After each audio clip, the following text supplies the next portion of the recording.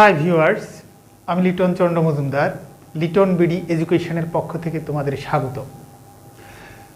আজ আমরা ভয়েস নিয়ে আলোচনা করব।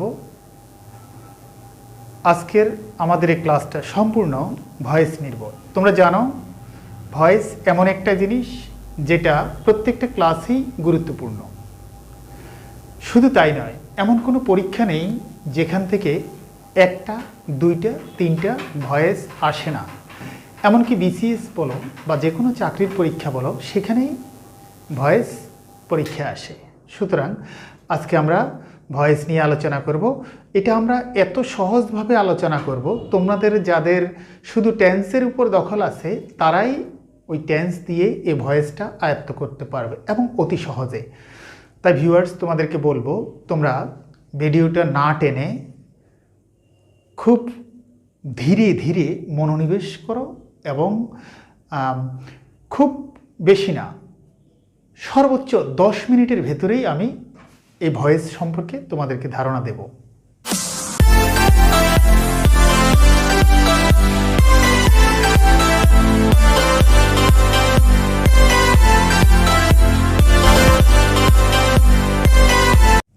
ওকে, আমরা প্রথমে টেন্স নিয়ে কথা বলবো।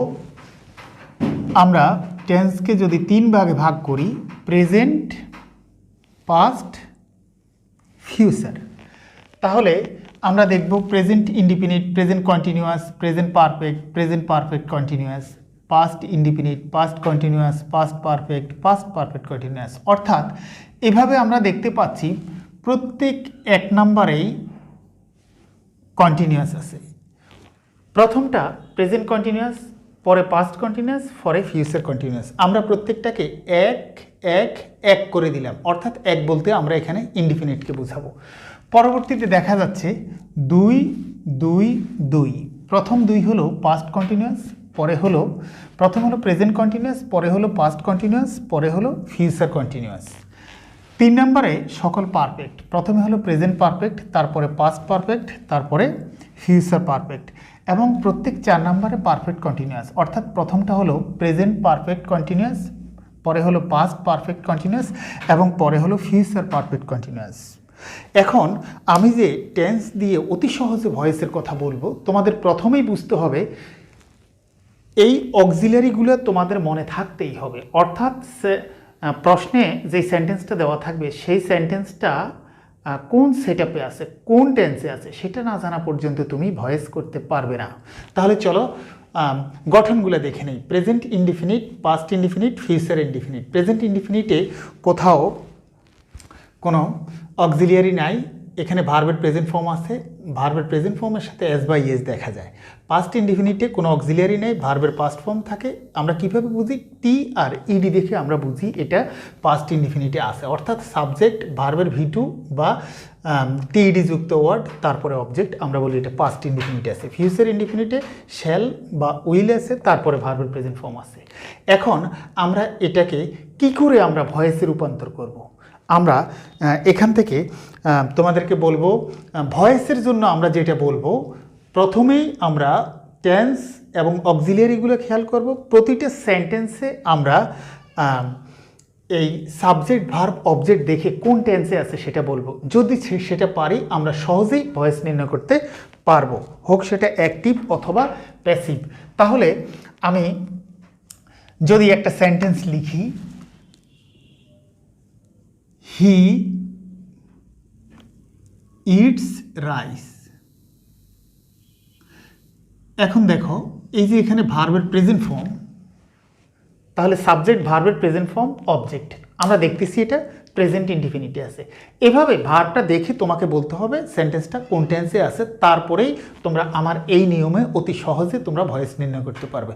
যারা টেন্সে দুর্বল আছো তারা আগে টেন্স ক্লিয়ার করে তারপরে এখানে আসবে। এখন আমরা এর জন্য একটা যে সহজ সূত্রটা অ্যাপ্লাই করব, আমরা প্রথমেই বলবো 1 নাম্বার 2 নাম্বার থেকে অক্সিলিয়ারি নেবে। তাহলে পাস্টের ক্ষেত্রেও 1 নাম্বার 2 নাম্বার থেকে অক্সিলিয়ারি নেবে। কিভাবে সেটা দেখো, অবজেক্ট সাবজেক্ট হবে, এটা 1 নম্বর শর্ত। 2 নম্বর শর্ত হলো ভার্বটাকে 2 ভাগে ভাগ করব, একবার লিখব অক্সিলিয়ারি আর একবার লিখব ভার্বের V3, এটা 2 নম্বর শর্ত। 3 নম্বর শর্ত হলো সাবজেক্ট অবজেক্ট হবে। এখন আমরা যদি এইভাবে করতে যাই তাহলে এই সেন্টেন্সটার প্যাসিভ হবে, অবজেক্ট হলো রাইস, 1 নম্বর শর্ত ফিল আপ করলাম। 2 নম্বর কীভাবে ফিল আপ করবো, অক্সিলিয়ারি প্লাস V3, তাহলে অক্সিলিয়ারি আছে প্রেজেন্ট ইনডিফিনিটে, 2 নম্বরে আছে এম ইজ আর, তাহলে রাইসের সাথে আনকাউন্টেবল নাউন বলে এখানে আসবে ইজ, ভার্বের V3 লাগবে, তাহলে ইটেন। 3 নম্বর শর্ত, বাই আইকে যদি হিকে যদি অবজেক্টে নিয়ে যাই তাহলে হিম, তাহলে rice is eaten by him. তার মানে আমরা সূত্রটা বললাম এখানে 1 নাম্বার কার কাছ থেকে অক্সিলিয়ারি নেবে, 1 নাম্বার 2 নাম্বার থেকে অক্সিলিয়ারি নেবে। যেমন করে এখানে প্রেজেন্ট ইনডিফিনিট, এটা 1 নাম্বার, 2 নাম্বারে আছে প্রেজেন্ট কন্টিনিউয়াস আছে এম ইজ আর, তাহলে 1 নাম্বার 2 নাম্বার থেকে অক্সিলিয়ারি নিল। তাহলে পাস্টের ক্ষেত্রেও একই অবস্থা হবে, পাস্টের ক্ষেত্রেও একই অবস্থা হবে। অর্থাৎ আমি যদি সেন্টেন্সটা লিখি হি এইট রাইস, তাহলে দেখো এই অংশ দেখে আমরা V2 দেখে বলবো এটা পাস্ট ইনডিফিনিটে আছে। তাহলে এটা কি হবে, আমি প্রথমে লিখলাম রাইস, 1 নম্বর শর্ত ফিল আপ করলাম। 2 নম্বর শর্ত কি, অক্সিলিয়ারি প্লাস V3, এটা পাস্ট ইনডিফিনিটে আছে, তাহলে কন্টিনিউয়াস থেকে যদি নিতে যায় তাহলে ওয়াজ বা ওয়ার নেবে। রাইস আনকাউন্টেবল, যার কারণে আমি লিখব ওয়াজ, রাইস ওয়াজ, ভার্বের V3 ইটেন। 3 নম্বর শর্ত বাই হিম, তাহলে আমি ফিউচারটা আর করলাম না, তাহলে কি দেখা গেল 1 নাম্বার 2 নাম্বার থেকে অক্সিলিয়ারি নেবে। তাহলে একইভাবে ফিউচারের ঘটনাও ঘটবে একই, অর্থাৎ 1 নাম্বার 2 নাম্বার থেকে অক্সিলিয়ারি নেবে। এখন আমরা টেন্সকে যেহেতু 3 ভাগে ভাগ করছি, 1 নাম্বার 2 নাম্বার থেকে নেবে, তাহলে আমার চলে গেল প্রেজেন্টের একটা, পাস্টের একটা, ফিউচারের একটা, 3টে চলে গেল। এখন আমি বলবো 3 নাম্বার 4 নাম্বার থেকে অক্সিলিয়ারি নেবে, প্রত্যেক 3 নাম্বার 4 নাম্বার থেকে অক্সিলিয়ারি নেবে। আমি একটা করে দেখাচ্ছি, যদি বলি হি হ্যাজ, আমি পাস্ট পারফেক্টটা করে দেখাচ্ছি, হি হ্যাড ইটেন রাইস। তাহলে দেখো হ্যাড ইটেন এখানে দেখে আমরা বুঝলাম এটা পাস্ট পারফেক্টে আছে। কোথায় আছে, 3 নম্বরে আছে।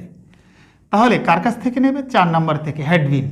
আমি অবজেক্টকে সাবজেক্ট করি, তাহলে হবে রাইস, 1 নম্বর শর্ত ফিল আপ হয়ে গেল। 2 নম্বর শর্ত, 2 নম্বর শর্ত কি, অক্সিলিয়ারি প্লাস V3। 4 নম্বরে আছে আমার হ্যাড বিন, তাহলে রাইস হ্যাড বিন, ভার্বের V3 ইটেন। 3 নম্বর শর্ত by him, rice had been eaten by him. তার মানে 1 নাম্বার 2 নাম্বার থেকে নিল, 3 নাম্বার 4 নাম্বার থেকে নিল, তাহলে 3 ভাগে যে ভাগ করা আছে এখান থেকে 6টা চলে গেল, আর বাকি আছে আমাদের 6টা। সেই 6টা কিভাবে আছে, প্রত্যেক 2 নাম্বার আর 4 নাম্বার আছে, অর্থাৎ যাদের কাছে আইএনজি আছে, যাদের কাছে আইএনজি আছে। আমি কন্টিনিউয়াস বলতেই আমি V1 প্লাস আইএনজি বুঝি, তাহলে continuous, present continuous, present perfect continuous, past continuous, past perfect continuous, future continuous, future perfect continuous. অর্থাৎ দেখো টেন্সের 12টা রুলসের ভিতরে 6 জায়গায় তুমি আইএনজি খুঁজে পাচ্ছ। তাহলে সেই 6 জায়গার ক্ষেত্রে আমরা বলবো যাদের কাছে আইএনজি আছে তারা নিজের অক্সিলিয়ারি তারা নিজে নেবে। তাহলে এই পর্যন্ত সূত্র কি হলো টেন্সের জন্য, টেন্সের জন্য সূত্র হলো 1 নং 2 নং থেকে প্যাসিভ করার সময় অক্সিলিয়ারি নেবে, 3 নং 4 নং থেকে নেবে, যাদের যাদের আইএনজি আছে, অর্থাৎ 2 আর 4, এখানে 2 আর 4 প্রত্যেকটাতে আইএনজি আছে, যাদের যাদের আইএনজি আছে তারা নিজের অক্সিলিয়ারি নিজেই নিয়ে নেবে, কারো কাছ থেকে ধার নেবে না। সুতরাং টেন্সের ক্ষেত্রে শুধু এটুকুই যথেষ্ট, অর্থাৎ 1 নং 2 নং থেকে নেবে, 3 নং 4 নং থেকে নেবে, যাদের কাছে আইএনজি আছে অর্থাৎ 2 আর 4-এ আইএনজি আছে তারা নিজের অক্সিলিয়ারি নিজে নেবে। তবে এক্ষেত্রে আইএনজির জন্য বিং দিতে হবে, আইএনজির জন্য বিং দিতে হবে। আমরা যদি সূত্রগুলো এইভাবে লেখা অবস্থা দেখি তাহলে দেখো আমরা বলবো অবজেক্ট সাবজেক্ট হবে, এটা 1 নাম্বার। 2 নাম্বার হলো ভার্বটাকে 2 ভাগে ভাগ করব, অর্থাৎ এক অংশ দেব অক্সিলিয়ারিকে, আরেক অংশ দেব ভার্বের V3-কে। তাহলে এটা 2 নম্বর শর্ত। 3 নম্বর শর্ত হলো সাবজেক্ট অবজেক্ট হয়ে যাবে।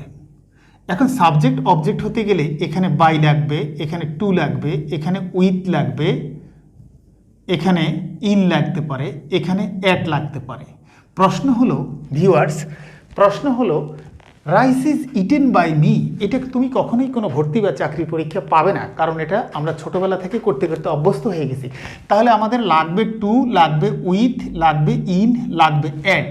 আমি যদি বলি ভার্ব অফ পারসেপশন, অর্থাৎ প্রত্যক্ষণ করা, পারসেপশন প্রত্যক্ষণ করা, আমি যদি বলি সেই সব জিনিস যেটা অনুধাবন করে বুঝতে হয়, হ্যাঁ, যেমন আমি তাকে চিনি, কিভাবে চিনি, এটা আমি কিভাবে বলবো?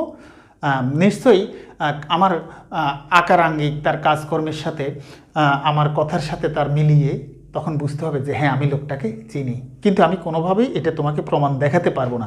আমার অ্যাক্টিভিটিস তার সাথে এটা দেখি তুমি ধরে নিতে পারো। তো সেই ক্ষেত্রে ভার্ব অফ পারসেপশনের ক্ষেত্রে আমরা টু ব্যবহার করি। যেমন আমরা এটাকে অন্যভাবে বলতে পারি, ডিড কাটো ওয়াজ বা ওয়ার দিয়ে দূরে তাড়াও ডু, বাই দিও না নো এর বেলা সেথায় লিখো টু। ডিড কাটো ওয়াজ বা ওয়ার দিয়ে দূরে তাড়াও ডু, বাই দিও না নো এর বেলায় সেথায় লিখো টু। তার মানে আমরা বাই দিতে পারবো না নো এর ক্ষেত্রে, সেখানে লিখবো আমরা টু। তার মানে আমি বলছি ডিড কাটো ওয়াজ অথবা ওয়ার দিয়ে দূরে তাড়াও ডু, বাই দিও না নো এর বেলায় সেথায় লিখো টু। এই হলো আমরা নো এর ক্ষেত্রে টু লাগবো। এখন উইথ কোথায় লিখবো? আমরা বলবো ঘৃণা ডর ভয়, ঘৃণা ডর ভয় তার সাথে উইথ দিতে হয়, ঘৃণা ডর ভয় তার সাথে উইথ দিতে হয়। তাহলে এখন ঘৃণা, তারপরে আমরা জানি বড় জায়গার ক্ষেত্রে ইন বসে, ছোট জায়গার ক্ষেত্রে অ্যাড বসে, তাছাড়া শনের আগে ইন বসে, ওই সমস্ত প্রিপোজিশনগুলো সেইভাবে তারা নিয়ে নেবে। সুতরাং সবসময় যে প্যাসিভ ভয়েস বাই দিয়ে হবে সেটা কিন্তু আমরা 100% বলতে পারি না। কিন্তু এটাও সত্য যে বিগত বিসিএস প্রশ্ন বা ভর্তির প্রশ্ন যদি তোমরা প্র্যাকটিস করে দেখো, তাহলে তোমরা দেখবে যে ওখানে বাই দিয়ে খুব একটা পাওয়া যাচ্ছে না। কি দিয়ে পাওয়া যাচ্ছে? ব্যতিক্রমগুলো, অর্থাৎ যে ক্ষেত্রে নো দিয়ে হয়, যে ক্ষেত্রে উইথ দিয়ে হয়, যে ক্ষেত্রে টু দিয়ে হয়। তাহলে দেখো নো এর ক্ষেত্রে আমরা টু দিচ্ছি, তাহলে কিভাবে বলবো? যদি বলি আই নো হিম, আমি তাকে চিনি, এখানে নোটা ভার্ব অফ পারসেপশন, তাহলে এটাকে প্যাসিভ করতে হলে অবজেক্টকে সাবজেক্ট করব, আমি লিখব হি। 2 নম্বর শর্ত অক্সিলিয়ারি প্লাস V3, এটা আছে প্রেজেন্ট ইনডিফিনিটে, তাহলে প্রেজেন্ট কন্টিনিউয়াস থেকে নিবে হি এর সাথে ইজ, হি ইজ। নো এর পাস্ট পার্টিসিপল হলো known, known, he is known. এখন আমি এখানে বাই দিতে পারবো না, এখানে আমি টু দেব, হি ইজ নোন, আই এর ক্ষেত্রে অবজেক্ট হয়ে যাবে me, he is known to me. তাহলে নোনের ক্ষেত্রে বাই দিয়া হবে না, নোনের ক্ষেত্রে টু হবে। আচ্ছা, আর তারপরে আমি যদি উইথকে দেখাই,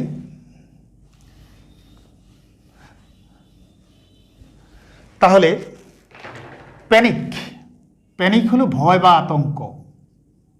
সিজড মি, আমার ভয় লাগলো। এখন দেখো এই যে এইটা ভার্বের V2 অর্থাৎ পাস্ট ইনডিফিনিট, তাহলে 1 নম্বরে আছে পাস্ট কন্টিনিউয়াস থেকে নেবে।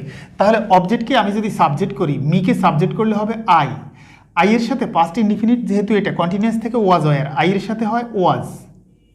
ভার্বের V3 যেহেতু ইডিএসে সেটা V3-তে আছে,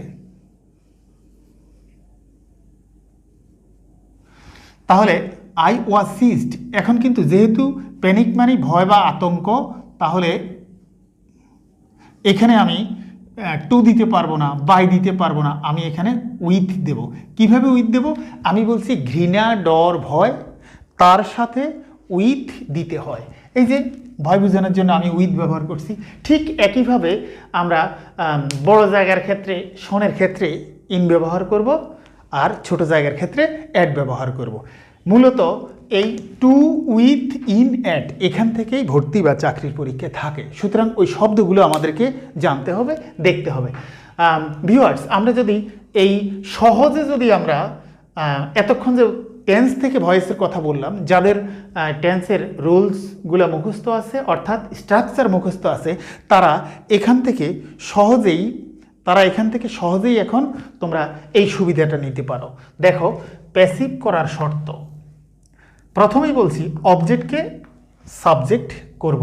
2 নম্বর শর্ত হলো টু বি বা অক্সিলিয়ারি প্লাস V3, এটা হলো 2 নম্বর শর্ত।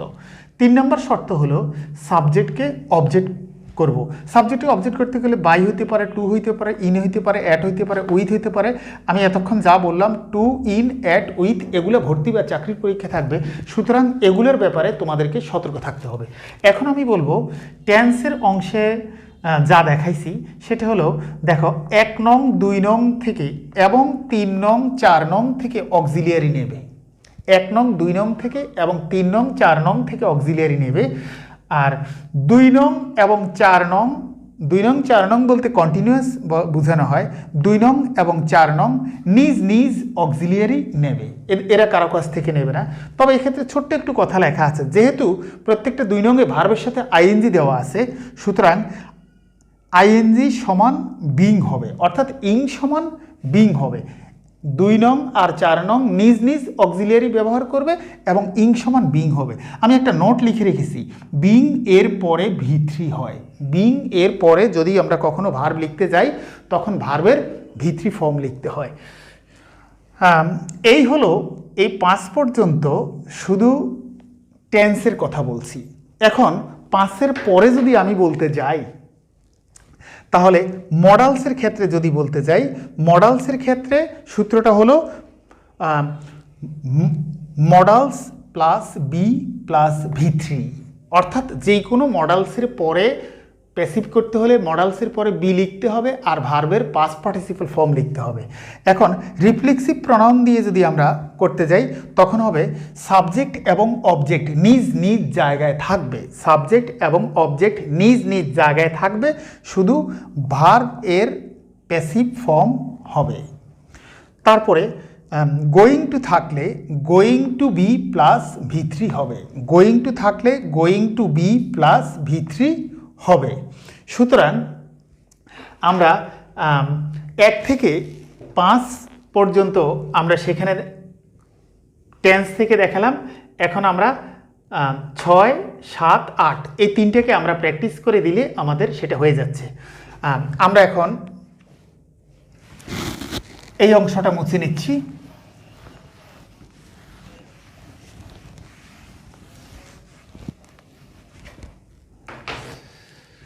তাহলে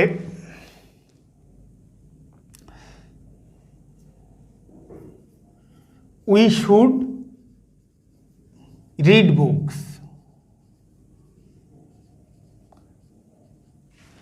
আমরা এখানে দেখতে পাচ্ছি শুড হলো মডালস, রিড হলো ভার্বের present form, we should read books.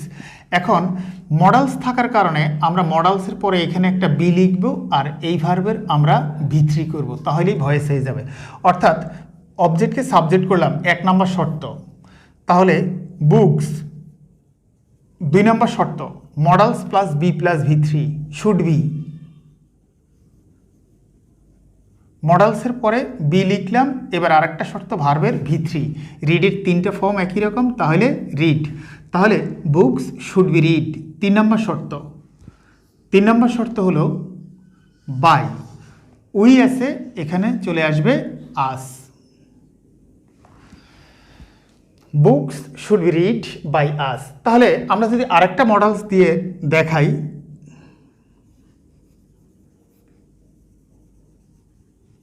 They must by ইট। তাহলে এখানে এই যে মডেলস দেখতে পাচ্ছি, আমরা মডেলসের পরে এখানে বি দেব, এই ভার্বের V3 করব। তাহলে 1 নম্বর শর্ত অবজেক্টকে যদি সাবজেক্ট করি তাহলে হবে ইট। 2 নম্বর শর্ত মডেলসের পরে বি, অর্থাৎ মাস্ট বি। তাহলে ইট মাস্ট বি, ভার্বের V3, বাইয়ের V3 হলো বট।